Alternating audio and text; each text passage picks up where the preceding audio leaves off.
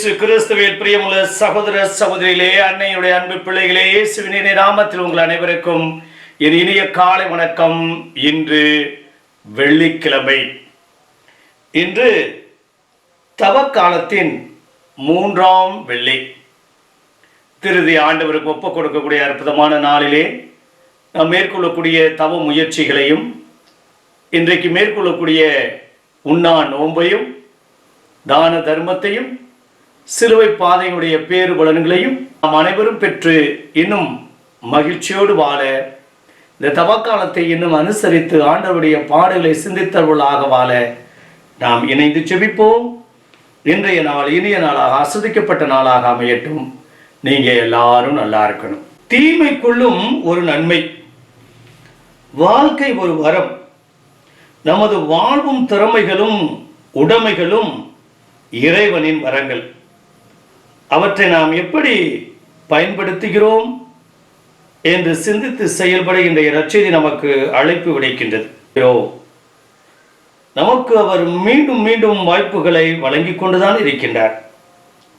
தீமையினால் நாம் வாய்ப்புகளை நழுவ விட்டு கடவுள் மீது பழி போடுகிறோம். நமக்கு அவர் மீண்டும் மீண்டும் வாய்ப்புகளை வழங்கி கொண்டுதான் இருக்கின்றார்.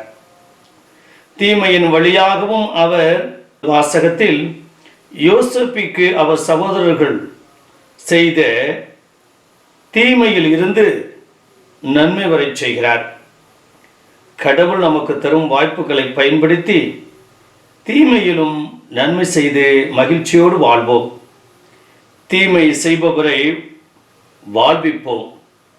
ஆம் பிரியமான சகோதர சுலேந்த நற்செய்தியில ஒரு நிலக்கிழார் திராட்சை தோட்டம் போட்டு சுற்றிலும் வேலி அடைத்து அதில் பிழிவு குழி வெட்டி ஒரு காவல் மடம் கட்டி பின்பு தோட்ட தொழிலாளரிடம் அதை குத்தகைக்கு விட்டு நெடுபயணம் மேற்கொள்கின்றார்.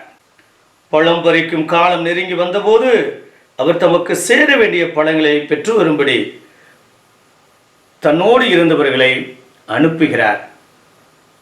அதை அந்த குத்தகைக்காரர்கள் மதிக்கவில்லை, பொருட்டாக எண்ணவில்லை. அவர்கள் அபகரிக்க நினைத்தார்கள். கொடுக்கப்பட்ட வாய்ப்பையும் சந்தர்ப்பத்தையும் நாம் முழுமையாக பயன்படுத்த வேண்டும். அடுத்தவருடைய உடைமைகளை, அடுத்தவருடைய பொருளை, அடுத்தவருடைய பதவியை, அடுத்தவருடைய சொத்தை அபகரிக்க நாம் ஒருபோதும் முன்வரக்கூடாது.